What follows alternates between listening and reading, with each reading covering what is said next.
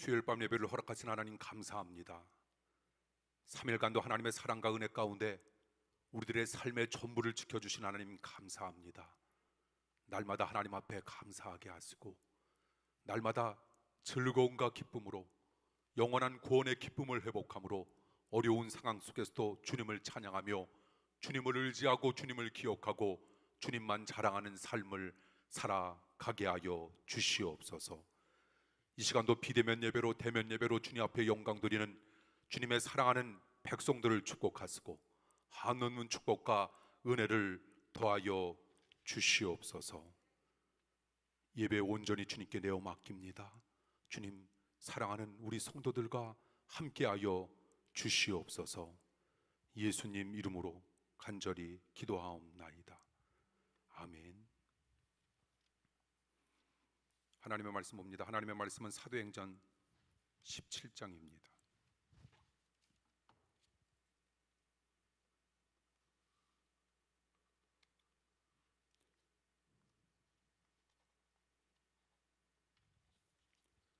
사도행전 17장 16절에서 21절.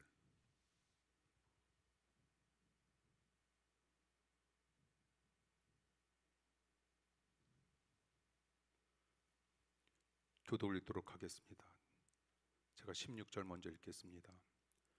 바울이 아덴에서 저희를 기다리다가 온 성에 우상이 가득한 것을 보고 마음에 분하여 회당에서는 유대인과 경건한 사람들과 또 저자에서는 날마다 만나는 사람들과 변론하니 어떤 에비구레오와 스토이고 철학자들도 바울과 책론할세 혹은 이르되 이 말장이가 무슨 말을 하고자 하느뇨 하고 혹은 이르되 이방 신들을 전하는 사람인가 보다 하니 이는 바울이 예수와 또 몸의 부활 전함을 인함이로라.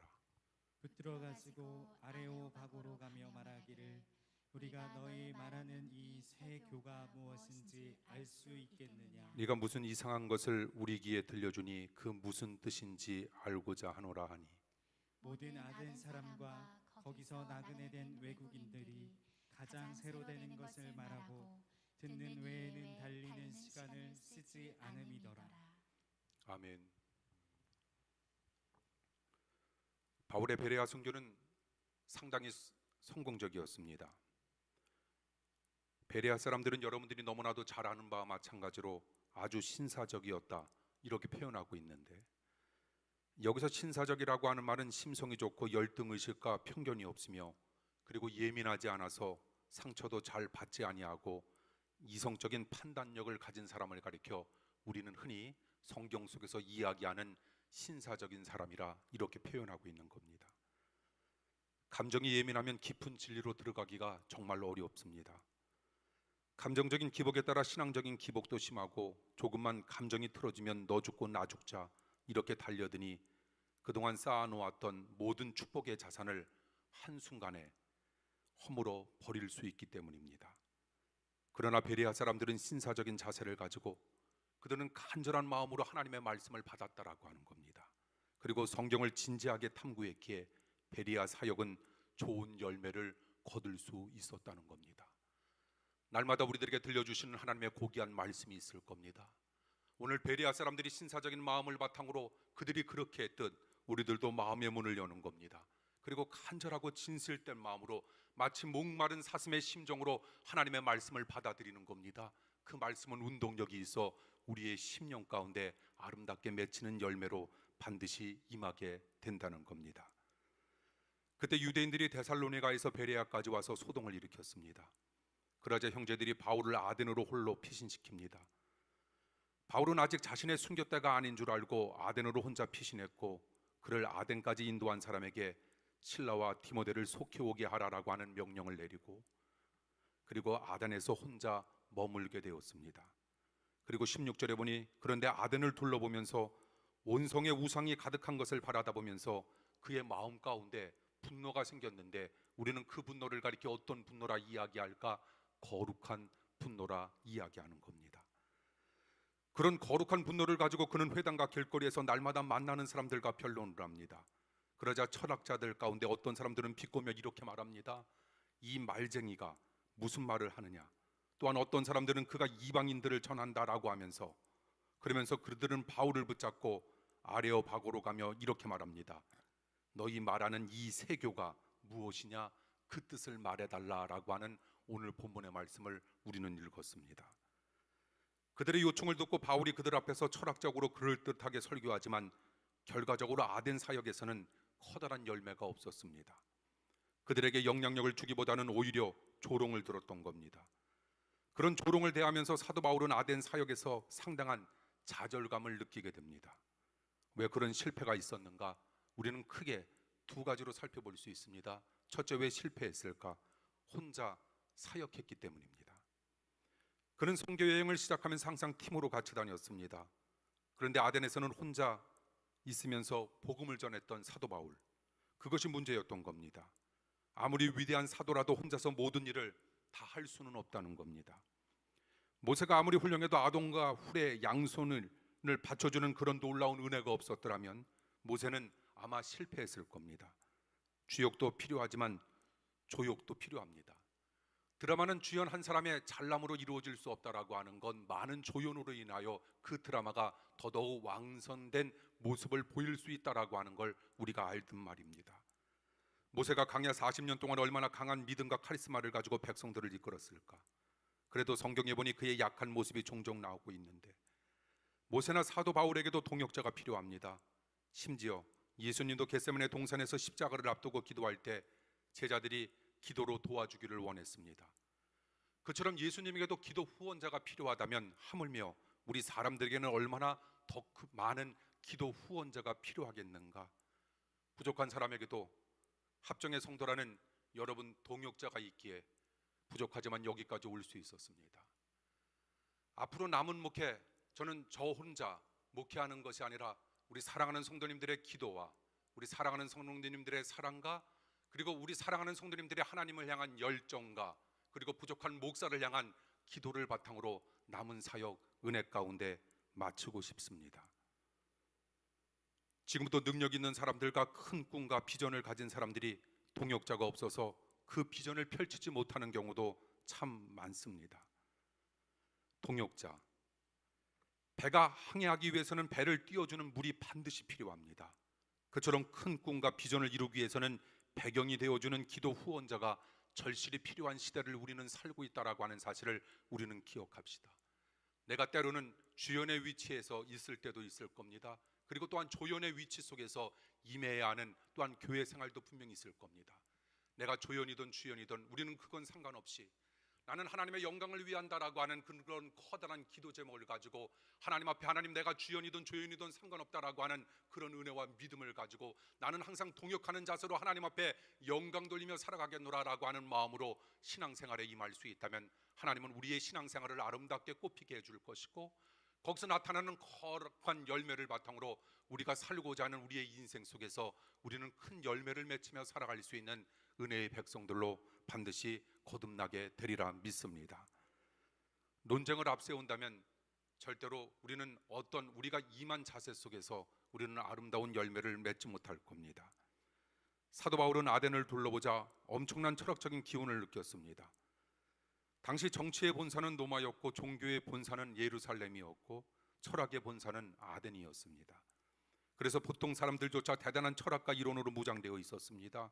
그런 분위기를 보고 자신도 옛날에 배웠던 철학적인 자세가 사도 바울 선생님에게도 튀어나왔던 겁니다. 그래서 십자가의 복음을 전하기보다는 철학적인 변론으로 그들을 지식으로 감동시키고 지식으로 그들을 기를 죽이고 싶었던 겁니다. 그런데 기가 죽기는커녕 오히려 자기 자신이 조롱만 당하는 경우가 생긴 겁니다. 그들이 바울 선생님을 뭐라고 조롱했는가? 바울 선생님을 말장이라 조롱했던 겁니다. 그러면서 서로 이렇게 이야기합니다. 저 키 작은 외지인이 말은 잘하네. 말을 조금 더 들어보자. 그래서 바울이 설교할 때 팔짱을 끼면서 그의 말을 들어보는 겁니다. 이 당시의 상황만 바라다 본다면 바울 선생님의 모습은 얼마나 수치스러운 모습입니까? 말장이라고 하는 조롱은 성도가 가장 얻지 말아야 할 조롱거리일는지도 모릅니다. 그러므로 우리들은 불신자들과 변론은 되도록이면 피해야 합니다. 십자가의 복음과 십자가의 삶으로 감동을 시키며 이끌어야지 지식적인 변론으로 그들의 길을 죽이고 이끌려고 하면 기는 죽일 수 있을는지는 모르지만 그들의 영혼을 아름답게 주님 품으로 이끌 수는 없다는 겁니다. 철학적인 화려한 말보다 겉으로는 초라해 보이는 십자가가 더 사람의 영혼을 아름답게 이끌 수 있음을 우리는 늘상 기억하면서 살아가자는 겁니다. 그 사실을 깨닫고 바울은 아덴에서 고린도로 떠나면서 고린도전서에는 화려한 운명과 철학적인 말로 전도하지 않았고 오직 십자가, 오직 예수, 오직 말씀만을 전하기로 그는 작정합니다. 그 말씀이 한 달 전에 우리가 살펴보았던 고린도전서 2장 1절에서 2절에 나와 있는 하나님의 말씀입니다. 그랬더니 여러분, 능력이 나타납니다. 그리고 영혼이 변화되는 역사와 은혜가 임하게 되었습니다. 십자가 얼마나 초라한 것인지. 십자가 외에는 구원이 없다라고 하는 진리를 믿을 때 진짜 거기에서 놀라운 능력이 나올 겁니다. 예수님밖에 없다, 말씀밖에 없다, 십자가밖에 없다, 오직 예수, 오직 말씀, 그리고 오직 성경, 그리고 오직 십자가. 이것이 아무것도 아닌 것 같지만 진짜 우리가 능력받기를 원하면, 능력된 삶을 살아가기를 원한다면 우리네 삶은 도대체 어떤 삶이 되어야 할 것인가라고 하는 사실을 우리는 끊임없이 기억하면서 살아가야 한다는 겁니다. 자유주의 신학자들은 기독교의 독선을 질타하며 이렇게 멋지게 말합니다. 기독교만 구원이 있다고 말하지 말라. 그것은 독선이다. 굉장히 포용력이 있는 말처럼 들리는지는 모르지만 사실상 독시를 독선으로 몬다라고 하는 것, 이것은 얼마나 큰 잘못인지 모릅니다. 예를 들어 결혼 후에는 배우자만 바라다보고 살라라고 하는 것이, 사랑하는 성도 여러분, 이게 독선입니까?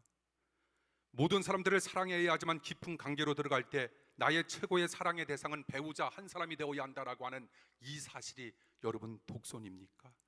그런 모습을 독선으로 몬다라고 하는 건 겉멋입니다. 그런 겉멋은 진정한 변화를 우리들에게 일으킬 수 없고 심어다 줄 수 없다라고 하는 겁니다. 그 사실을 체험하고 사도 바울은 십자가만 자랑하기로 드디어 결심을 했다는 겁니다. 그러나 아덴처럼 헬라의 중심 도시 고린도에서 십자가의 진리가 통할까 사도 바울은 정말 두려웠습니다. 철학적 논리를 화려하게 전해도 사람들을 전도할 수 없었는데, 선교할 수 없었는데, 사람을 죽이는 형틀에 못 박힌 예수님을 전하면서 사람들이 나라고 하는 사람을 조롱하지는 않을까? 처음에는 고린도전서 2장 3절에 보니 그는 두려워했지만 결과는 달랐습니다. 결국 고린도 전도, 고린도 선교는 대성공.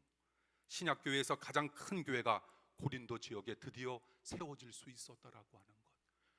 우리가 무언가를 할 수 있다라고 생각할는지 모르지만 우리가 할 수 있는 것이 도대체 무엇인가라고 하는 것, 우리는 아무것도 할 수 없다라고 하는 것, 그러기에 하나님 앞에 나는 아무것도 할 수 없다라고 하는 사실을 고백하며 하나님의 말씀과 하나님의 뜻 가운데 나의 인생을 전적으로 내어 맡기면서 하나님께서 나에게 허락해 주시는 하나님의 은혜와 하나님의 말씀과 하나님의 뜻 가운데 나에게 주어지는 삶을 이끌어가겠노라 다짐하고 결단할 때 역사하실 하나님의 은혜를 우리는 날마다 기억하면서 살아가야 한다는 겁니다.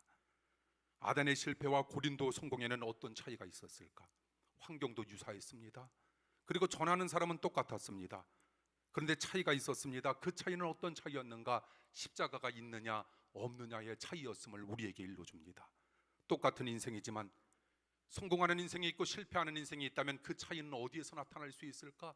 부모님에게 무언가를 많이 물려받았다, 나에게는 배경이 좋다, 스펙이 좋다, 나에게는 그 밖에 여러 가지 여건과 환경이 좋다, 아니면 운을 좋게 태어났다라고 하는 등등의 요소가 있을는지 모르지만 그것은 우리들로 하여금 성공과 실패를 가늠할 수 있는 조건이 될 수 없다라고 하는 겁니다.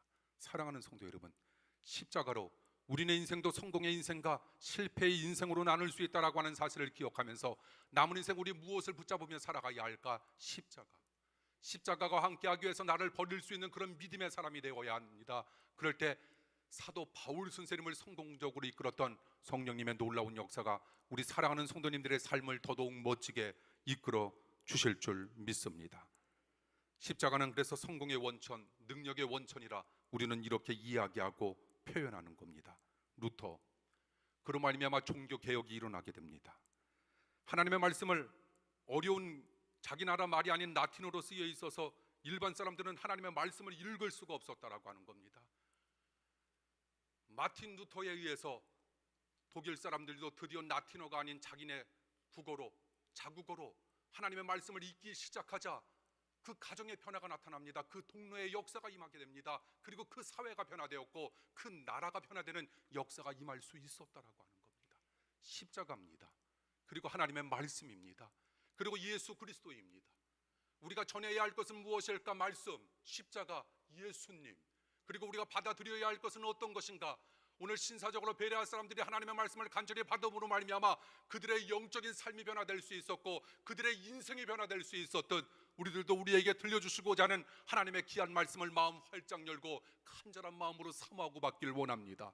나도 모르는 사이에 우리 가정이 변화되고 우리의 삶이 변화되며 그리고 내가 임한 자세가 변화되고 나를 통하여 주님의 놀라운 역사와 축복이 임하는 역사와 은혜가 반드시 나타나게 될 줄 믿습니다. 루터가 어떻게 종교개혁을 일으킵니까? 그에게는 그 당시 힘도 없었습니다. 돈도 없었고 자기 편도 없었습니다. 그런데 그에게는 중요한 한 가지가 있었습니다. 그것은 십자가였습니다. 그것은 하나님의 말씀이었습니다. 그 십자가 하나로 종교개혁을 일으킬 수 있었다라고 하는 것. 종교개혁 전에 루터는 철저한 구도자. 그는 여러 번 굶어 죽기 직전까지 금식하면서 끊임없이 이렇게 스스로를 자문했던 겁니다. 내가 충분할 정도로 굶고 있는가? 충분할 정도로 나는 추운 곳에서 살고 있는 것인가? 충분할 정도로 나는 가난했나? 충분할 정도로 나는 거룩했는가? 그런 삶 속에서 그는 아무리 해도 하나님을 만족시킬 수 없고 그의 마음속에는 진정한 평화와 기쁨이 생길 수 없었다는 겁니다. 결국 자기 힘으로는 계명을 지킴으로 구원의 길이 없음을 깨달았고 그가 붙든 것이 있는데 그것이 무엇일까? 십자가. 그가 붙든 것이 있는데 그것이 무엇이었을까? 하나님의 말씀. 그리고 그 십자가 하나만 의지하고 거대한 힘과 싸워 그는 종교 개혁을 일으킬 수 있었다라고 하는 사실. 십자가를 앞세우면 산과 같은 문제도 정복할 수 있지만 십자가를 외면하고 자기 자신을 앞세우면 우리는 작은 문제에도 넘어지게 된다는 겁니다. 각종 문제의 시발점은 바로 자기입니다. 나로 인하여 나타난다라고 하는 겁니다. 반대로 각종 문제의 해결점은 바로 십자가입니다. 어느 날 미국의 한 부자가 요트를 타다가 요트가 바람에 가라앉게 되었습니다. 그는 재빨리 무선으로 도움을 요청합니다. 해안 경비대에서 대답이 옵니다. 우리가 지금 가는 중입니다. 조금만 참아 주십시오. 그리고 당신 요트가 빠진 그 위치는 어디입니까? 그때 그 사업가가 어느 위치에 있느냐라고 하는 질문을 당신이 어느 직위에 어느 직분을 가졌느냐라고 하는 그 위치로 잘못 듣고 이렇게 대답을 한 겁니다. 저는 아무개 회사 사장입니다. 그러다가 죽을 뻔했다라고 하는 슬픈 이야기가 있습니다. 자신의 위치를 모르고 자기의 직위와 자기의 직분을 앞세우면 우리가 갈 수 있는 길은 멸망의 길밖에 없습니다. 십자가를 앞세우면 영혼이 살지만 자기를 앞세우면 우리의 영혼이 죽게 된다라고 하는 것. 으뜸되고자 하는가? 종이 되어라. 섬김받고자 하는가? 섬겨라. 하나님의 아들 예수 그리스도가 우리에게 들려주신 하나님의 귀한 말씀은 오늘을 살고 있는 우리 자신들에게 끊임없이 외쳐주시는 하나님의 고귀한 말씀으로 여기며 그 마음으로 우리는 남은 인생을 살아가야 할 겁니다. 결국 사람이 성공적으로 사는 유일한 위치, 그것은 바로 십자가 앞에서 살아가는 것. 십자가를 앞세우며 살아갈 때 우리는 능력 있고 영향력 있는 삶을 살아갈 수 있을 겁니다. 그러므로 우리는 항상 십자가를 앞세우고 십자가만 자랑하며 그리고 성공적인 인생을 살아가는 복된 심령들이 반드시 되길 간절히 축원합니다. 기도하겠습니다.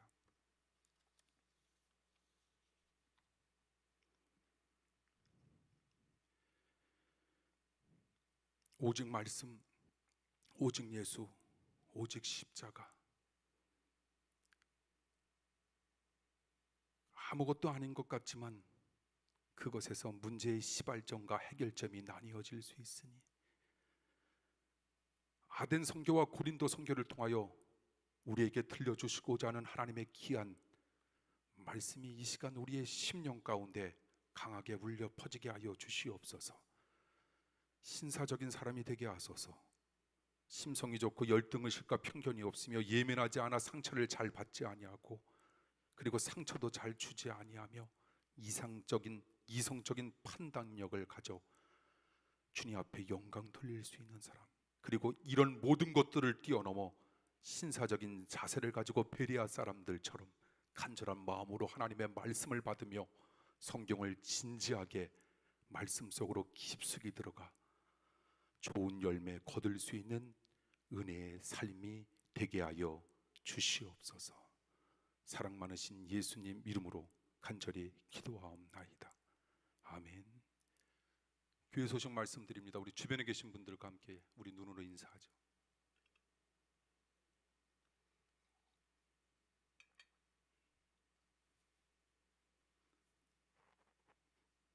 또 3일 만에 사랑하는 성도 여러분 만나 뵙게 되어서 반갑고요.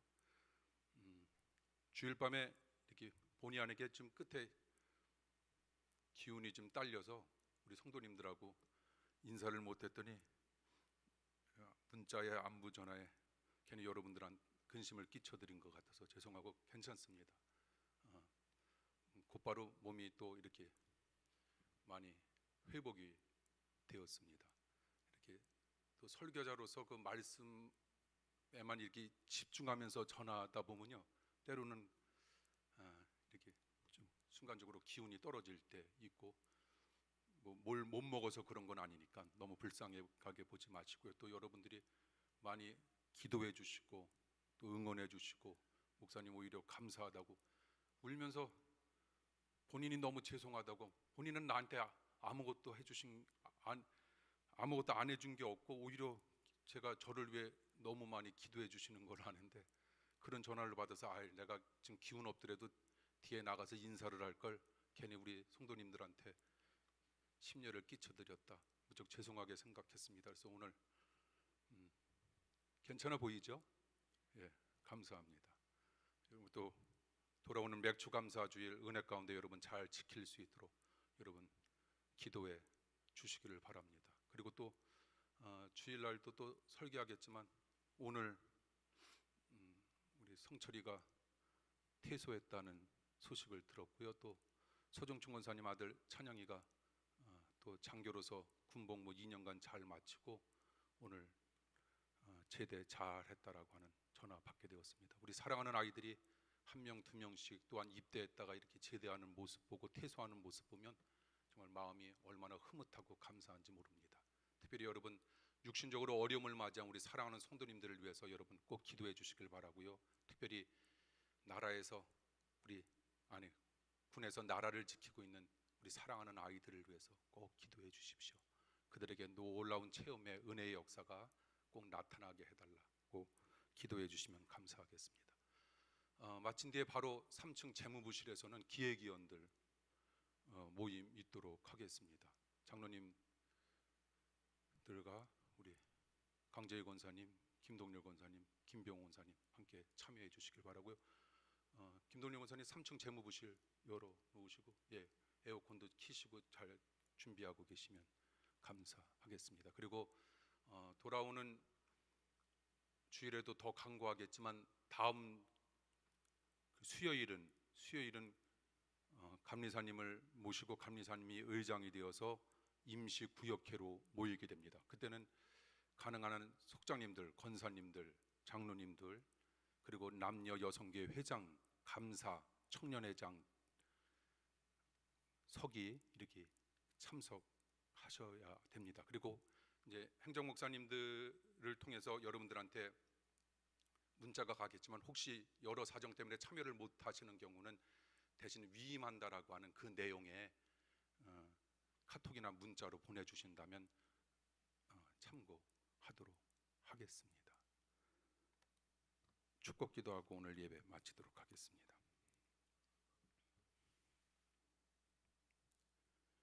주님 사랑과 하나님 은혜와 성령님 감동하심이 우리 사랑하는 모든 성도들과 영원히 함께하여 주옵시길 간절히 축원하옵나이다. 아멘.